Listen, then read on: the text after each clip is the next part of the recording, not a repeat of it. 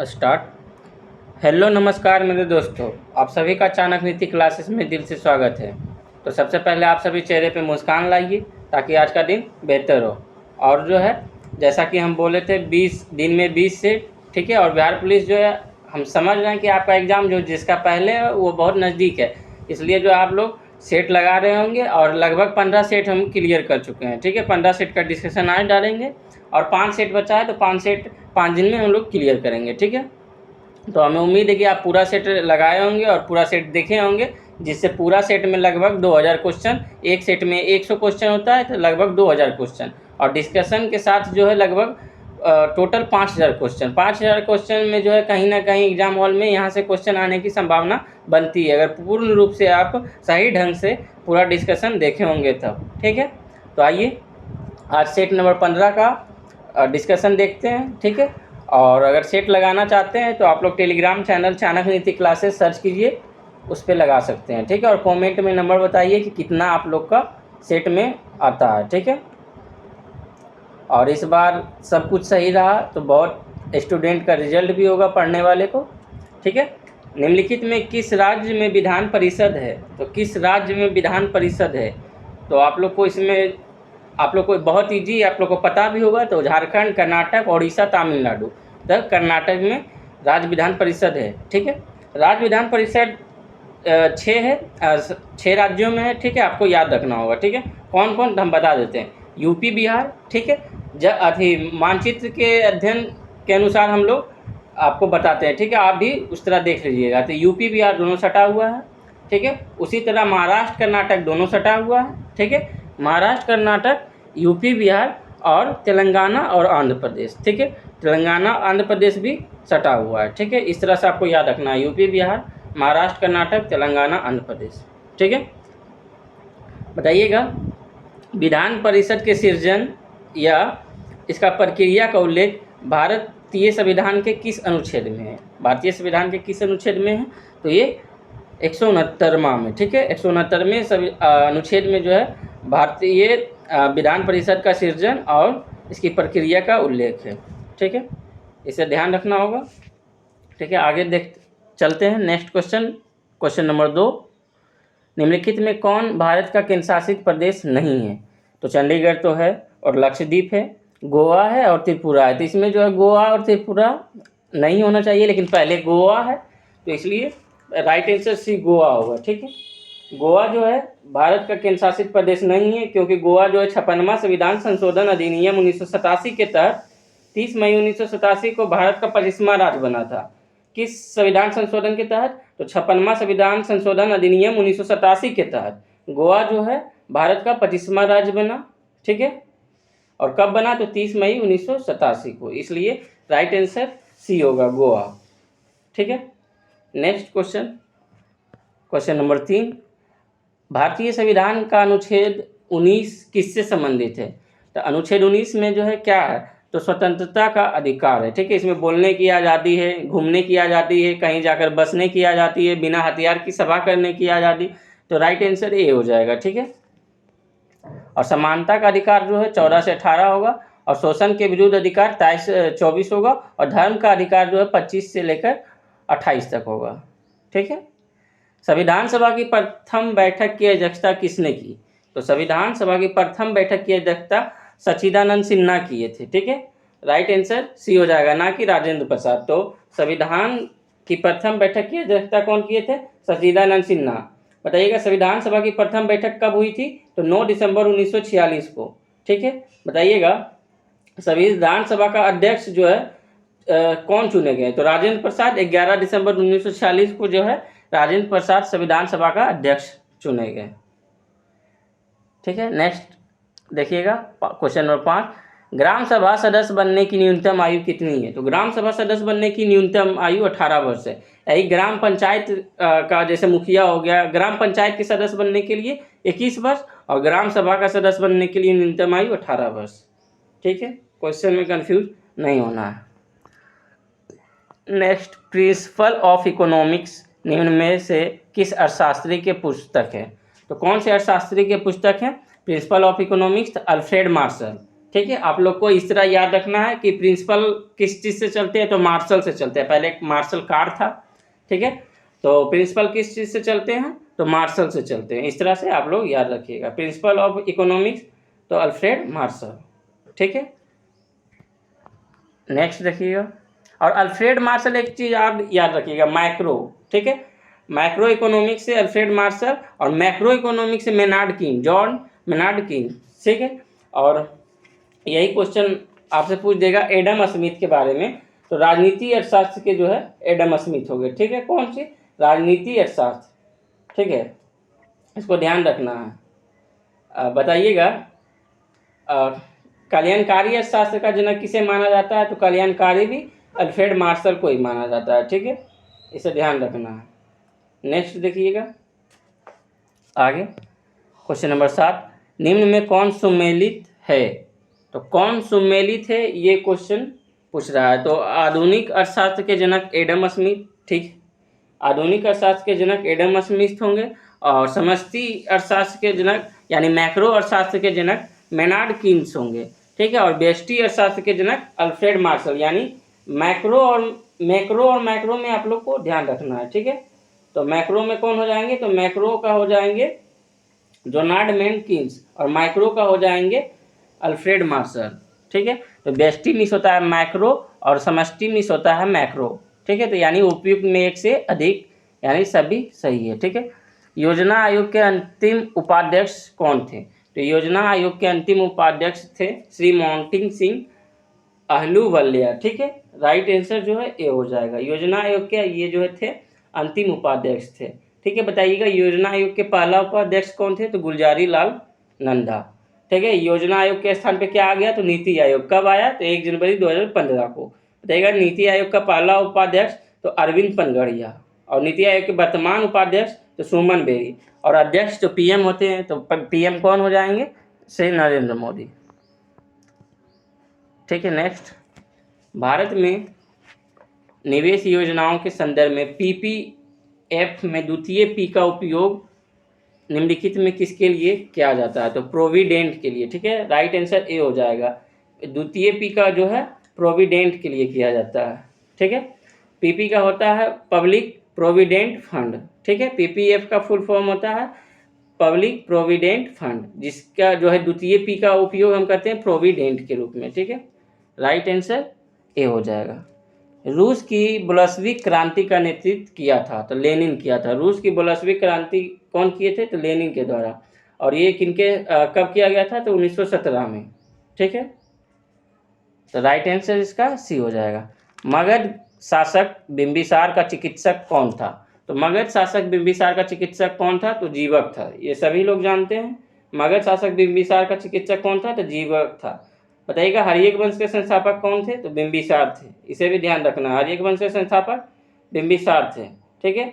बताइएगा मगध की पहली राजधानी कौन थी, तो राजगिरी या गिरिवज्र भी कहते हैं, ठीक है। तो इसे भी ध्यान रखना होगा, ठीक है। बताइएगा, और ये जीवक जो है बिंबिसार ने अपने चिकित्सक जीवक को किस शासक के इलाज के लिए भेजा था, तो चंड प्रद्योत महासेन के लिए, ठीक है। चंड प्रद्योत महासेन के लिए जो है जीवक को भेजा गया था, जो कि अवंती के राजा थे।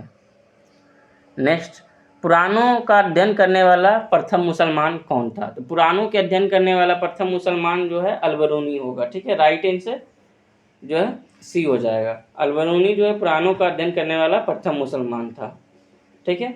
बताइएगा अलबरूनी किसके साथ भारत आया था, बहुत इंपॉर्टेंट है, तो महमूद गजनबी के साथ। अलबरूनी किसके साथ, तो महमूद गजनबी के साथ, ठीक है। बताइएगा इसका एक जो है अरबी भाषा का पुस्तक है इनका, ताकीके हिंद, ठीक है। ये किनके द्वारा लिखा गया है, तो अलबरूनी के द्वारा, ठीक है। किताब उल हिंद या तहकीके हिंद किनके द्वारा, तो अलबरूनी के द्वारा, ठीक है। इसे ध्यान रखना है। और नेक्स्ट देखिएगा, दीवाने अर्ज विभाग संबंधित किससे है, तो दीवाने अर्ज विभाग जो है रक्षा विभाग से है, ठीक है। दीवाने अर्ज किस विभाग से संबंधित है, तो रक्षा विभाग से। और दीवाने अर्ज किनके समय में आया था, तो ये बलबन के समय में, ठीक है। सर्वप्रथम जो है स्थायी सेना रखने की शुरुआत कौन किया था, तो बलबन के ही द्वारा, ठीक है। सर्वप्रथम स्थायी सेना रखने की शुरुआत बलबन ने किया था, ठीक है। बताइएगा लाल किला तो सभी जानते हैं, लाल किला का निर्माण, लेकिन लाल दरवाज़ा का निर्माण किसने कराया बताइए।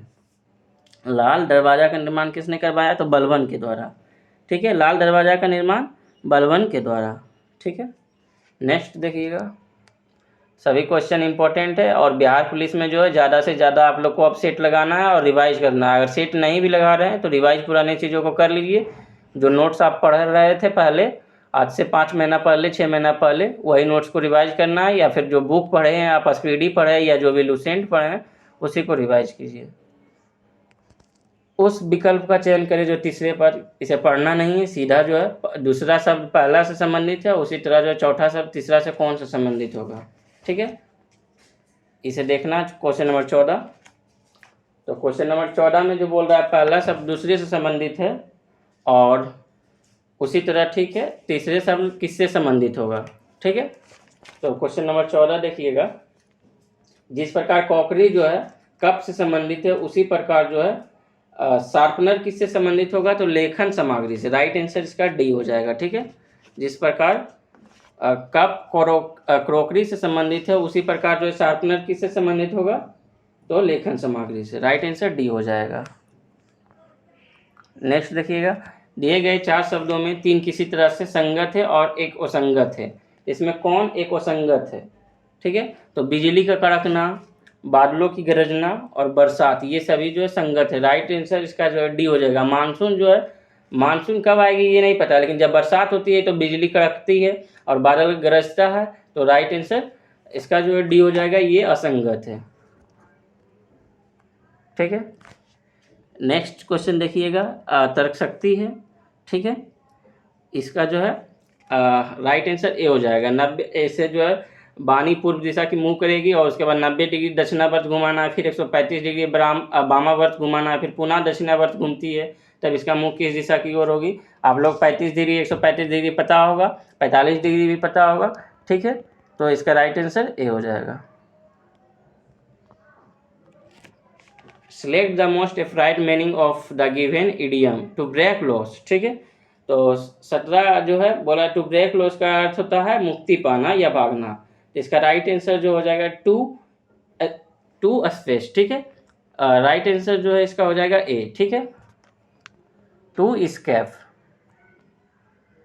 उसका भी अर्थ होता है मुक्ति पाना या भागना।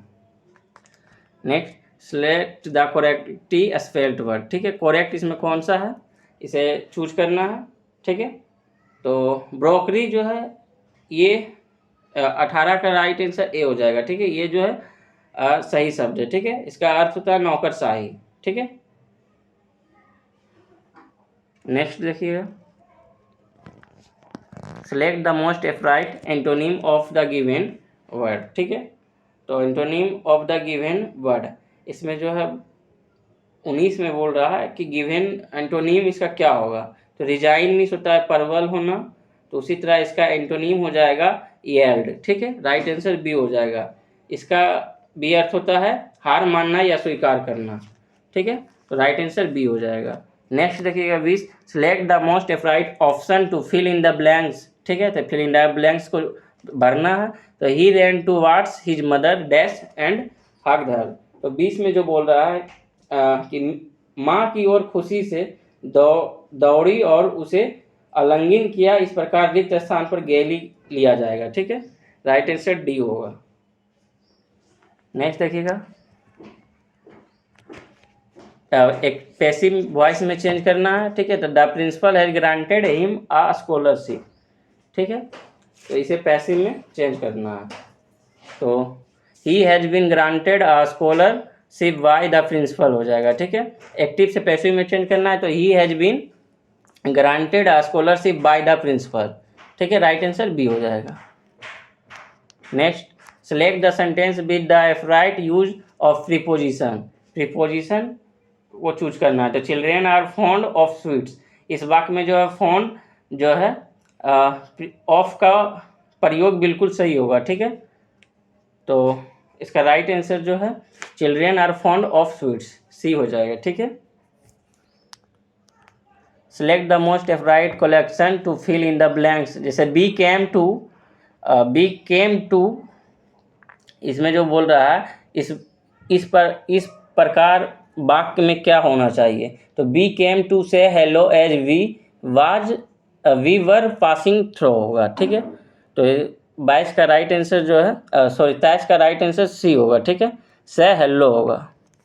नेक्स्ट देखिएगा, सभी क्वेश्चन जो है आप लोग को ध्यान से, और एक्टिव पैसिव निर्देशन ये सब छूटना नहीं चाहिए, आप लोग पहले भी पढ़े होंगे, ठीक है।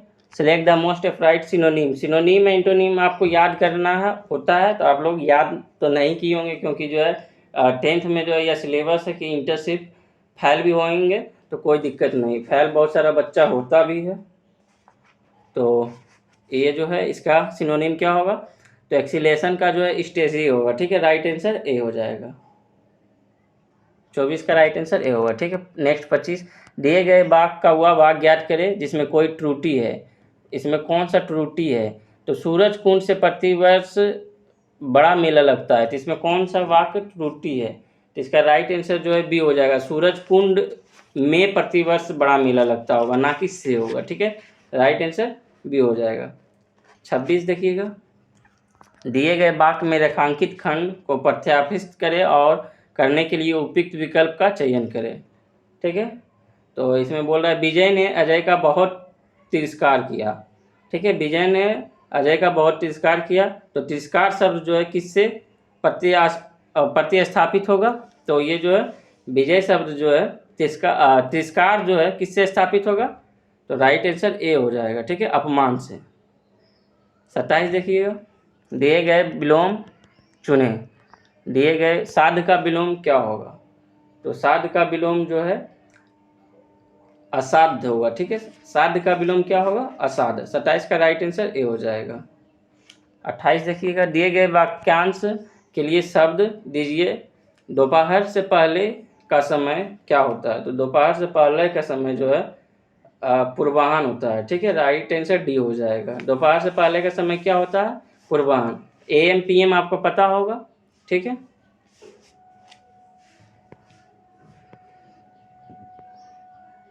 नेक्स्ट देखिएगा, सही वर्तनी वाले शब्द का चयन करें, इसमें कौन सा सही वर्तनी है, तो टॉपची होगा, राइट आंसर इसका सी हो जाएगा, टॉपची, ठीक है। चक्रव्यूह जो है किसकी रचना है, तो चक्रव्यूह जो है कुंवर नारायण की रचना है, ठीक है, किसकी रचना है, कुंवर नारायण की, राइट आंसर डी हो जाएगा।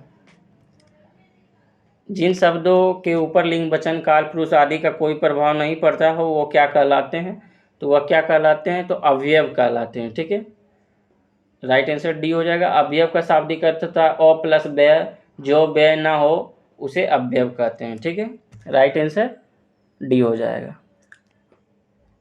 कौन सा वाक्य अशुद्ध है, तो इसमें कौन सा वाक्य अशुद्ध है, वह अपना अपना सामान ले गए, वे अपने होना चाहिए, अपना अपना, वे अपना अपना सामान ले गए, आप भी भोजन कर लीजिए, क्या तुमने अपना फ़ोन ले लिया, या हम आज भी हमारा सामान ले जाएगी, तो ये राइट आंसर इसका जो है 32 का हो जाएगा डी, ठीक है, हम आज ही हमारा सामान ले जाएंगे, ये वाक्य अशुद्ध हो जाएगा, ठीक है, राइट आंसर डी जो है, अशुद्ध पूछ रहा है ना कि शुद्ध, तो ठीक है, डी जो है अशुद्ध वाक्य है। नेक्स्ट आप लोग बनाते चलिएगा, वीडियो रोककर हम इसका आंसर बताते चलते हैं, ठीक है। 33 का राइट आंसर बी हो जाएगा, ठीक है, 240.1 मीटर। नेक्स्ट 34 का राइट आंसर डी होगा, ठीक है, 1 तथा 1.33 के बीच 35 का राइट आंसर सी हो जाएगा, ठीक है, इसको स्मॉल कर देते हैं, 35 का राइट आंसर सी हो जाएगा। इसे आप लोग को बनाना होगा, ठीक है, यहाँ हम बना नहीं सकते हैं, ठीक है, इसलिए, और हमें कम समय में भी पूरा करना होता है 100 क्वेश्चन, तो इसलिए आप लोग इसे बना के आगे बढ़िएगा, ठीक है। दाव क्यों एक अदिश राशि है, दाव जो है क्यों एक अदिश राशि है, तो ये जो है या बल एवं क्षेत्रफल का अनुपात होता है तथा बल व क्षेत्रफल दोनों सदिश होते हैं, या बल के परिणाम एवं क्षेत्रफल के अनुपात होता है, या अविलंब बल के घटक एवं क्षेत्रफल के अनुपात होता है, तो राइट आंसर इसका सी हो जाएगा, या अविलंब बल के घटक एवं क्षेत्रफल का अनुपात होता है, ठीक है। नेक्स्ट 37 देखिएगा, विद्युत क्षेत्र के किसी भी बिंदु पर विभव वोल्ट V वोल्ट है, उस बिंदु पर स्थित Q कूलाम आवेश की स्थितिज ऊर्जा क्या होगी। तो इसकी स्थितिज ऊर्जा क्या होगी, तो Q गुने V जूल। ठीक है, राइट आंसर जो है B हो जाएगा। 38, यदि प्रकाश एक सीधी रेखा में चलते चलते एक लघु किंतु स्थिर कोण से मुड़ जाए तो यह घटना क्या कहलाएगी। तो यह घटना क्या कहलाती है, तो यह घटना जो है विवर्तन की या प्रकीर्णन की या व्यतिकरण की या उपयुक्त में एक से अधिक। तो राइट आंसर डी हो जाएगा, उपयुक्त में से एक से अधिक हो जाएगा। ठीक है, 39 देखिएगा, निम्नलिखित में कौन सा गुण चुंबक के लिए एक निश्चित परीक्षण होता है। इसमें जो है चुंबक के लिए एक निश्चित परीक्षण कौन सा गुण होगा, तो 39 का जो है ए हो जाएगा। ठीक है, बी और सी दोनों हो जाएगा, आकर्षण गुण और दैशिक गुण। ठीक है, आकर्षण गुण और दैशिक गुण। एक बिंदु प्रकाश स्रोत के एक समांतर किरण पुंज उत्पन्न करने के लिए इनमें से किस प्रशासनिक उपकरण का प्रयोग किया जा सकता है। तो इनमें से कौन सा प्रशासनिक उपकरण का उपयोग किया जा सकता है, तो इसमें जो है उत्तल लेंस का भी प्रयोग किया जा सकता है और जो है अवतल दर्पण का प्रयोग किया जा सकता है। ठीक है, राइट आंसर सी हो जाएगा। प्रतिरोध का एसआई मात्रक निम्नलिखित में किसके बराबर है। तो प्रतिरोध का जो है एसआई मात्रक किसके बराबर होगा, तो वोल्ट या एम्पीयर। ठीक है, राइट आंसर डी हो जाएगा। ऑल इंडिया हरिजन संघ की स्थापना 1932 में किसके द्वारा की गई। तो ये बोल रहा ऑल इंडिया हरिजन संघ की स्थापना 1932 में किनके द्वारा की गई। तो सभी लोग जो है डॉक्टर भीमराव अंबेडकर लगा देते हैं, ऐसा नहीं। ठीक है, इनका महात्मा गांधी के द्वारा यह जो है स्थापना की गई थी। ठीक है, पूना समझौता 1932 के बाद जो है महात्मा गांधी ने रुचि सविनय अवज्ञा आंदोलन में नहीं रही और पूरी तरह से अस्पृश्य मतलब छुआछूत विरोधी आंदोलन में रुचि लेने लगे। ठीक है, तो ये जो है राइट आंसर जो है ऑल इंडिया हरिजन संघ की स्थापना किसने की, तो महात्मा गांधी के द्वारा। ठीक है, नेक्स्ट देखिएगा, 20 फरवरी 1947 को प्रधानमंत्री इटली ने भारत में ब्रिटिश शासन कब तक वापस लेने की घोषणा की। तो ये तो जो है इटली के द्वारा यह कहा गया था कि हम जून 1948 तक जो है भारत को आज़ाद कर देंगे, लेकिन ऐसा नहीं हुआ। उससे पहले ही आज़ाद कर दिया भारत को। इतना झेल नहीं पा रहा था अंग्रेज, जो पूरी तरह से टूट चुका था द्वितीय विश्व युद्ध में। द्वितीय विश्व युद्ध में उसे बहुत हानि हुआ, इसलिए उसे झेल नहीं पा रहा था। इसलिए जो है 15 अगस्त 1947 को ही आज़ाद कर दिया, लेकिन ऐसा बोला गया था कि जून 1948 तक जो है हम भारत को पूर्ण रूप से आज़ाद कर देंगे। ठीक है, तो राइट आंसर जो है इसका सी हो जाएगा। निम्नलिखित में किस राष्ट्र ने पुरुषों की हॉकी में अधिकतम ओलंपिक स्वर्ण पदक जीते हैं। तो पुरुषों में बोल रहा है, तो कौन हॉकी का बात हुआ है, तो निम्नलिखित में किस राष्ट्र ने पुरुषों की हॉकी में अधिकतम ओलंपिक स्वर्ण पदक जीते हैं। तो हॉकी का बात पता है तो भारत होगा। ठीक है, राइट आंसर डी, भारत का राष्ट्रीय खेल भी हॉकी ही है। ठीक है, भारत के बाहर विश्व का प्रथम योग विश्वविद्यालय विवेकानंद योग विश्वविद्यालय कहाँ आरंभ किया गया। तो ये जो है भारत के बाहर बोल रहा है, तो लॉस एंजल्स यूएसए में जो है विवेकानंद योग विश्वविद्यालय आरंभ किया गया। ठीक है, राइट आंसर ए होगा। नेक्स्ट देखिएगा, लोक अदालत के बारे में निम्नलिखित कथनों पर विचार कीजिए। तो इस पे जो है विचार करना है। ठीक है, यह एक सस्ती न्यायिक सेवा है। ठीक है, यह एक कल पेशिये पर विवाद निवारण करता है, ये भी सही है। ठीक है, और यह त्वरित न्याय देता है। हाँ, लोक अदालत में त्वरित न्याय हो जाता है। और सेवानिवृत्त जज लोक अदालत चलाता है। हाँ, ये भी सही है। और यह एक सर्वोच्च न्यायालय। सर्वोच्च न्यायालय कहाँ से होगा, लोक अदालत सर्वोच्च न्यायालय नहीं होगा। ठीक है, तो राइट आंसर सी हो जाएगा। बार एंड पीस पुस्तक किसके द्वारा लिखी गई। तो बार एंड पीस पुस्तक किसके द्वारा लिखी गई, तो लियो टोल्स्टॉय के द्वारा। राइट आंसर सी हो जाएगा। ठीक है, बार एंड पीस पुस्तक किसके द्वारा, तो लियो टोल्स्टॉय के द्वारा। यही गोल्डन थ्रेशोल्ड पूछेगा तो सरोजिनी नायडू के द्वारा। ठीक है, गोल्डन थ्रेशोल्ड पूछेगा तो सरोजिनी नायडू के द्वारा लिखी गई। गीतांजलि रविन्द्रनाथ टैगोर के द्वारा। ये जो सभी इंपॉर्टेंट पुस्तक है आप लोग को याद रखना है। ठीक है, ऑप्शन में था इसलिए हम बता दिए, सरोजिनी नायडू था, रविन्द्रनाथ टैगोर था, इसलिए हम बता दिए। ठीक है, निम्नलिखित में कौन सा विषय समवर्ती सूची का है। तो समवर्ती सूची का विषय इसमें कौन सा होगा, तो आपराधिक मामले, पुलिस नहीं होगा, ठीक है। आपराधिक मामले जो है समवर्ती सूची का विषय है, ठीक है। राइट आंसर बी हो जाएगा। समवर्ती सूची में जो है केंद्र और राज्य दोनों कानून बना सकता है, ठीक है। समवर्ती सूची में केंद्र और राज्य दोनों कानून बना सकता है। पुलिस जो है राज्य विषय का सूची है, ठीक है। और पुलिस केंद्र शासित प्रदेश का कानून व्यवस्था पुलिस केंद्र के पास रहती है, ठीक है। रेडियो टेलीविजन और विदेशी मामले जो है संघ सूची में आता है, ठीक है। तो पुलिस राज्य सूची और रेडियो टेलीविजन जो है संघ सूची, और आपराधिक मामले जो है समवर्ती सूची, ठीक है। इसे ध्यान रखना है। नेक्स्ट देखिएगा, प्रत्यक्ष लोकतंत्र सरकार एक ऐसा तंत्र है जिसमें जो है लोग अपने अपने प्रतिनिधियों का सीधा निर्वाचन करते हैं। प्रत्यक्ष लोकतंत्र में जो है लोग अपने अपने प्रतिनिधियों का सीधा निर्वाचन करते हैं। बाकी राष्ट्रपति का चुनाव अप्रत्यक्ष रूप से होता है, सभी को पता है। इसलिए जो है जिसमें सीधा जनता द्वारा अपने उम्मीदवार को चुना जाता है उसे हम प्रत्यक्ष लोकतंत्र कहते हैं। 2011 के जनगणना के अनुसार बिहार में प्रति 1000 पुरुषों पर स्त्रियों की संख्या कितनी है? तो ये आप लोग को पता है, 2011 जनगणना पढ़ के जाना है, ठीक है ना। अभी नया जनगणना आया है, और ये जो है 2011 के अनुसार ही क्वेश्चन पूछेगा। तो जो है 918, ठीक है। 1000 पुरुषों पर स्त्रियों की संख्या 918 होगा। राइट आंसर जो है बी हो जाएगा, ठीक है। और भारत में जो है सर्वाधिक किस राज्य की लिंगानुपात है? तो ये जो है 1084, मतलब 1000 पुरुष पर 1084 महिला आए हैं, ठीक है, केरल में। इसे ध्यान रखना है। और भारत में जो है 2011 जनगणना के अनुसार लिंगानुपात कितना है? तो 943, ठीक है। 2011 के अनुसार कितना होगा? 943। लेकिन यहाँ पे जो ऑप्शन में दिया हुआ है 2011 जनगणना के अनुसार बिहार में प्रति पूछ रहा है, ना कि भारत में, ठीक है। भारत में 943 होगा और बिहार में जो है 918 होगा, और केरल में जो है 1084 महिलाएं होगी 1000 पुरुष पर, ठीक है। इसको ध्यान रखना। और सबसे कम लिंगानुपात भारत में कहाँ है? तो हरियाणा में, ठीक है। भारतीय रिजर्व बैंक की स्थापना कब हुई थी? तो भारतीय रिजर्व बैंक की स्थापना कब हुई थी? सभी को पता है, 1 अप्रैल 1935 को जो है आरबीआई की स्थापना की गई थी, ठीक है। और कौन सा एक्ट के द्वारा? तो 1934 एक्ट के तहत, ठीक है। आरबीआई की प्रारंभिक जो है चुकता पूंजी कितनी थी? तो 5 करोड़ थी। आरबीआई का अभी वर्तमान में मुख्यालय कहाँ है? तो मुंबई में है, ठीक है। इस सबको ध्यान रखना है। मांग के लिए होना जरूरी है, तो मांग के लिए होना क्या जरूरी है? तो वस्तु की इच्छा, साधन, खर्च की तत्परता, या इनमें से सभी? तो राइट आंसर डी होगा, इनमें से सभी होगा मांग के लिए। भारत ने किस पंचवर्षीय योजना के दौरान मिश्रित अर्थव्यवस्था को अपनाया? तो मिश्रित अर्थव्यवस्था को किस पंचवर्षीय योजना के दौरान अपनाया? तो द्वितीय पंचवर्षीय योजना के तहत। प्रथम में तो कृषि, लेकिन द्वितीय में जो है उद्योग पे बल दिया गया।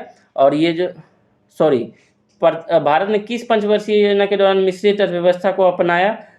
तो ये ठीक है, द्वितीय पंचवर्षीय योजना होना चाहिए, क्योंकि प्रथम में कृषि और द्वितीय में जो उद्योग पर बल दिया गया, तो कृषि और उद्योग मिलाकर मतलब मिश्रित पंचवर्षीय योजना के तहत, ठीक है। राइट आंसर बी हो जाएगा। द्वितीय पंचवर्षीय योजना की अवधि कब से कब तक थी? तो 1956 से 61 तक थी, ठीक है। इसे ध्यान रखना है। नेक्स्ट देखिएगा, डेयरी उद्योग आर्थिक गतिविधियां किस क्षेत्र में आता है? तो गाय पालन, कृषि पालन, ये सब किस क्षेत्र में आ जाएगा? डेयरी उद्योग। तो ये सभी जो है प्राथमिक क्षेत्र के अंतर्गत आ जाएगा, ठीक है। राइट आंसर बी हो जाएगा। और द्वितीय उद्योग में जो है उद्योग से जितने भी संबंधित है वो द्वितीय में आएगा, और सेवा क्षेत्र से जो है तृतीय में, जैसे डॉक्टर हो गया, हॉस्पिटल हो गया, ये सब तृतीय। ये सब बहुत ईजी क्वेश्चन है, मैथ बनाते चलिएगा, ठीक है। तो 55 का राइट आंसर डी होगा, ठीक है। 56 का राइट आंसर ए हो जाएगा। 9.1/11%, ठीक है। 57 का राइट आंसर सी हो जाएगा। 2% का लाभ हुआ।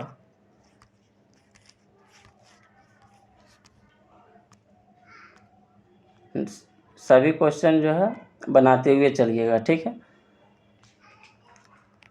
और इसे आप लोग वीडियो को रोक कर आगे बढ़िएगा, ठीक है। तो 58 का राइट आंसर जो डी हो जाएगा। ए और बी का आयु का अनुपात में क्रमशः 5:8 है, और 8 वर्ष बाद उनकी आयु का अनुपात 3:4 है। तो उनकी वर्तमान आयु का योग क्या है? तो उनका वर्तमान आयु का क्या योग जो है, राइट आंसर डी होगा, 26 वर्ष, ठीक है। उसी तरह एक आदमी साइकिल से एक स्थान तक जाने और वहाँ से स्कूटर से वापस आने में 8 घंटे 30 मिनट का समय लेता है। यदि वह दोनों ओर की यात्रा साइकिल से करता है तो उसे 10 घंटे लगते हैं। उसे स्कूटर से दोनों ओर की यात्रा करने में कितना समय लगेगा। तो ये जो है 59 का राइट आंसर बी हो जाएगा। ठीक है, 7 हो जाएगा। 60 का आंसर डी हो जाएगा। ठीक है, राइट आंसर डी होगा। 61 का राइट आंसर बी हो जाएगा। ठीक है, 63 किलोमीटर प्रति घंटा। 62 का राइट आंसर सी हो जाएगा। ठीक है, आप लोग ऐसा नहीं कि हम आगे बढ़ रहे हैं, आप लोग भी आगे बढ़ जाइए। ठीक है, फेनोल्फथलीन का उदासीन माध्यम में रंग क्या होता है। तो इसका उदासीन रंग जो होता है गुलाबी हो जाता है। ठीक है, राइट आंसर। अगर डिस्कशन इस कल पढ़े होंगे तो कल हम बताए थे इस क्वेश्चन का। ठीक है, तो आज देखिए आ ही गया। 63 का राइट आंसर ए हो जाएगा। ठीक है, नौसादर का रासायनिक नाम क्या है। तो नौसादर का रासायनिक नाम जो है अमोनियम क्लोराइड है। ठीक है, राइट आंसर ए हो जाएगा। नेक्स्ट देखिएगा, CuSO4 plus ZnSO4 plus copper या कौन सी अभिक्रिया है। तो ये कौन सी अभिक्रिया है। तो ये जो है प्रतिस्थापन अभिक्रिया है। राइट आंसर डी हो जाएगा। Na2SO4 किस प्रकार का लवण है। तो Na2SO4 किस प्रकार का लवण होगा। तो राइट आंसर इसका बी होगा, नाइट्रोजन। ठीक है, समान लवण होगा। राइट आंसर जो है बी, समान लवण। ठीक है, Na2SO4 एक समान लवण है और समान लवण में जो है H+ या OH- आयन नहीं होते हैं। ठीक है, ये परवल अम्ल है एवं परवल क्षारक से बने होते हैं। 67 देखिएगा, गंधक जब नाइट्रिक अम्ल में डाला जाता है तब कौन सी गैस निकलती है। तो नाइट्रिक ऑक्साइड हो जाएगा। ठीक है, जब गंधक नाइट्रिक अम्ल में डाला जाएगा तो कौन सी गैस निकलेगी। राइट आंसर ए होगा, नाइट्रिक ऑक्साइड। ठीक है, नेक्स्ट देखिएगा, ऑक्सीजन व सल्फर को एक ही समूह में रखने का क्या कारण है। तो ऑक्सीजन और सल्फर को एक ही समूह में रखने का कारण जो है बाह्यतम परमाणु कक्ष में इलेक्ट्रॉनों की संख्या। राइट आंसर ए हो जाएगा। आवर्त सारणी में परमाणु का आकार बाएं से दाएं जाने पर और ऊपर से नीचे जाने पर क्या होता है। तो ऊपर से बाएं से दाएं जाने पर घटेगा और ऊपर से नीचे आने पर बढ़ेगा।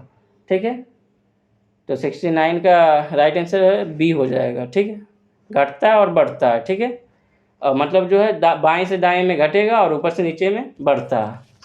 निम्नलिखित में कौन सा धोवन सोडा का निर्माण के लिए प्रयुक्त कच्चे पदार्थों का सही समूह को दर्शाता है। तो ये कौन से जो है समूह को दर्शाएगा। तो ए हो जाएगा। ठीक है, NaCl NH3 H2O और CO2। Right answer A.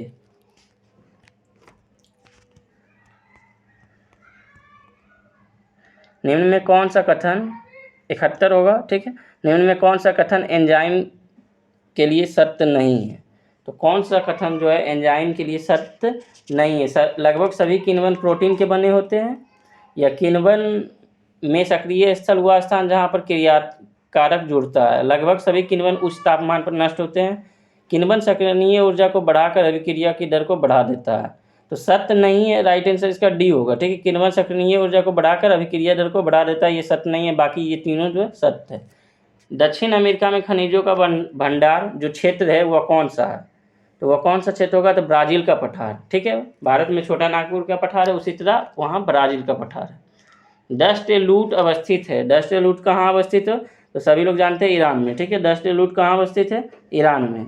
ठीक है, ये डस्ट लूट मरुस्थल ईरान के पूर्वी भाग में अवस्थित है और इस मरुस्थल का क्षेत्रफल जो है लगभग 52 लाख वर्ग किलोमीटर है। ठीक है, इसे ध्यान रखिएगा। एशिया का सबसे बड़ा मरुस्थल कौन सा है। तो एशिया का सबसे बड़ा मरुस्थल गोबी मरुस्थल है जो कि मंगोलिया में है।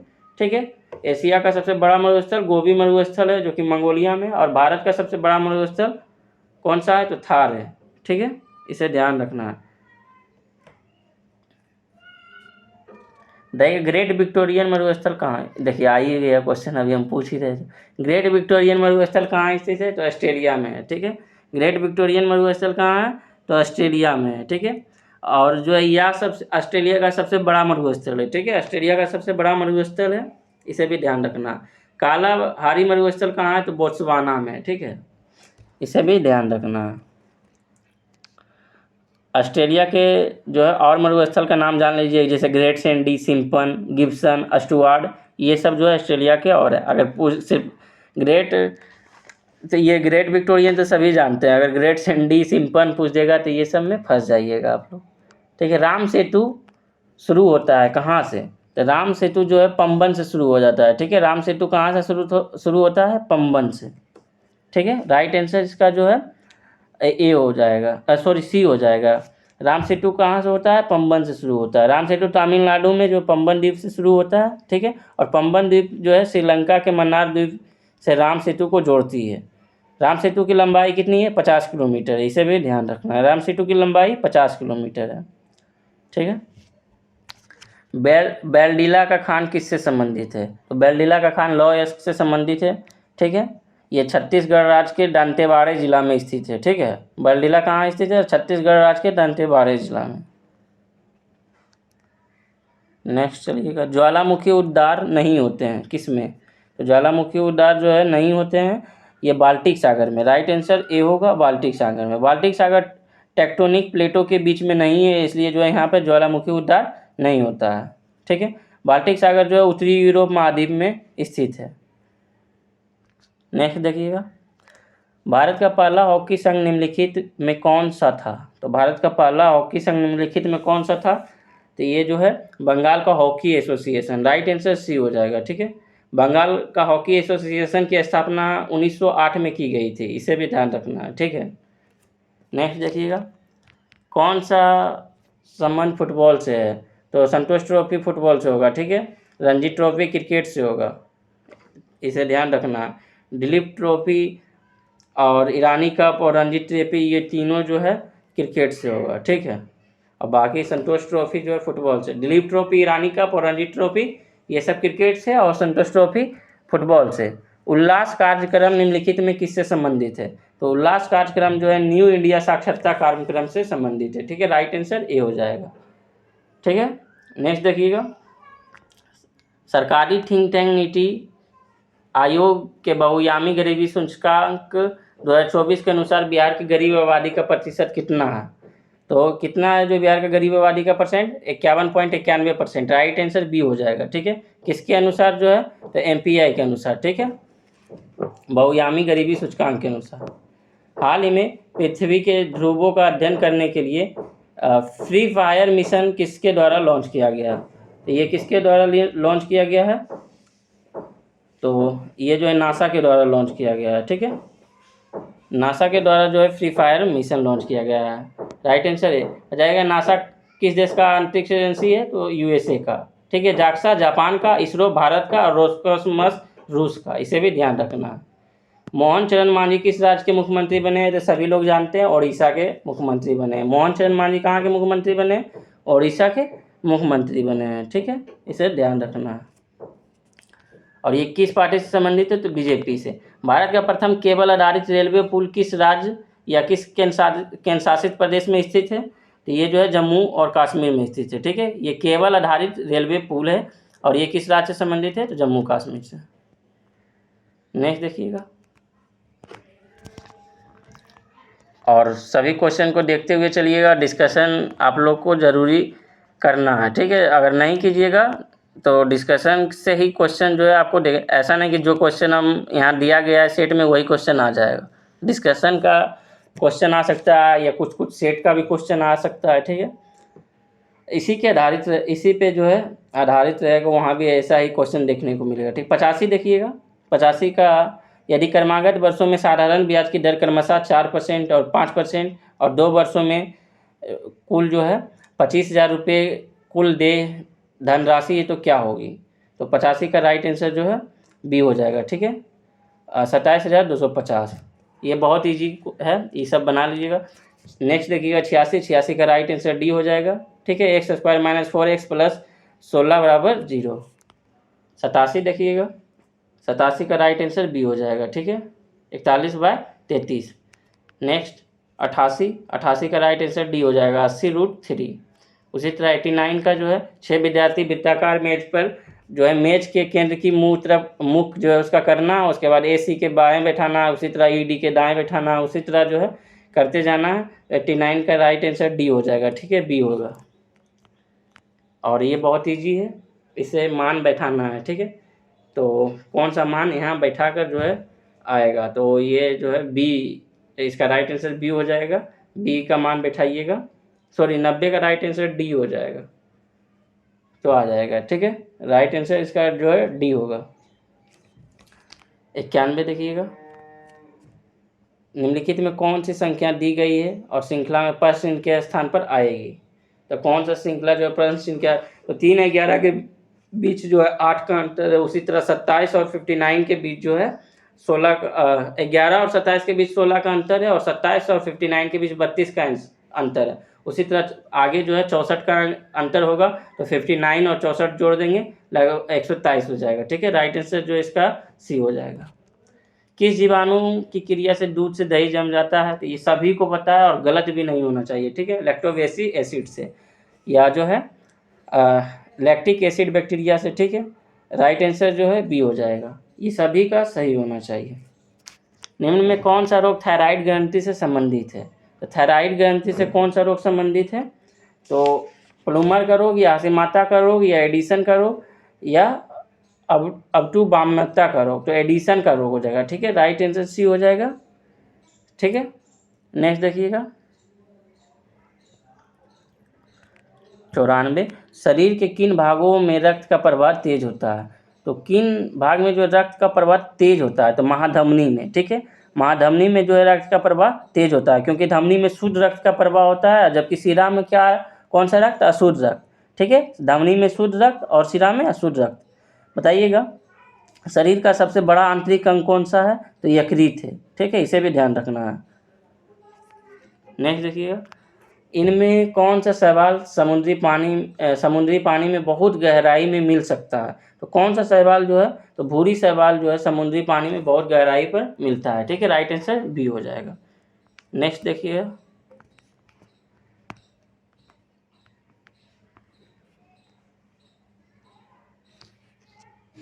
96, अधिकांश कीटों में लिंग निर्धारण का प्रकार क्या है। तो सभी लोग जानते हैं अधिकांश कीटों का बात कर रहा है, तो XO का प्रकार, या XY का प्रकार, या ZW का प्रकार। ठीक है, तो 96 में जो है इसका राइट आंसर डी हो जाएगा, XO या XY सभी हो जाएगा। ठीक है, उपरोक्त में सभी। पादप विषाणुओं में प्रायः क्या होते हैं, तो पादप विषाणुओं में जो प्रायः होता है RNA होता है। ठीक है, ना कि DNA होगा। DNA जो है सिर्फ जीव जंतुओं में। निम्न में कौन सा यौन संक्रमण रोग एक विषाणु के कारण होता है, तो ये सभी को पता है। ये कौन सा रोग होगा यौन संक्रमण से, एड्स रोग। ठीक है, एड्स जो है रेट्रो वायरस के कारण होता है। ठीक है, कौन सा एड्स किससे होता है, तो रेट्रो वायरस के कारण। ठीक है, इसे ध्यान रखना है। नेक्स्ट देखिएगा, और एड्स का फुल फॉर्म पहले आप लोग बताइए। तो एड्स का फुल फॉर्म हो जाएगा एक्वायर्ड इम्यूनो डिफिशिएंसी सिंड्रोम। ठीक है, 98 का राइट आंसर सी होगा। नेक्स्ट देखिएगा, कौन सा विकल्प सही ढंग से उस पथ को दर्शाता है जो मानव पुरुष जनन प्रणाली से शुक्राणु मुक्त होने पर तय करता है। कौन सा विकल्प सही ढंग से उस पथ को दर्शाता है जो मानव पुरुष जनन प्रणाली से शुक्राणु मुक्त होने पर तय करता है। ये जो है कौन सा पथ होगा, तो पहले हो जाएगा टेस्टिस। ठीक है, यानी टेस्टिस का होता है विरसन। ठीक है, तो पहले टेस्टिस, उसके बाद वास डिफरेंस हो जाएगा, उसके बाद यूरेथ्रा हो जाएगा, उसके बाद पेनिस हो जाएगा। ठीक है, तो इसका राइट आंसर बी हो जाएगा। ठीक है, मानव शरीर में मूत्र निर्माण के दौरान निम्नलिखित में कौन सा घटनाक्रम घटित होती है, तो ये निस्पंदन, उसके बाद पुनः अवशोषण, उसके बाद श्रावण। तो राइट आंसर ए हो जाएगा। ठीक है, तो हम पूरा 100 क्वेश्चन कराए हैं, और जहाँ सब क्वेश्चन ईजी लगेगा नहीं आपको, ठीक है, वहाँ भी सब क्वेश्चन आपको ईजी मिलेगा भी नहीं। इसलिए आप लोग पूरा देखिए और मन लगा कर पढ़ाई कीजिए। ठीक है, आज के लिए इतना ही। थैंक यू, जय हिंद।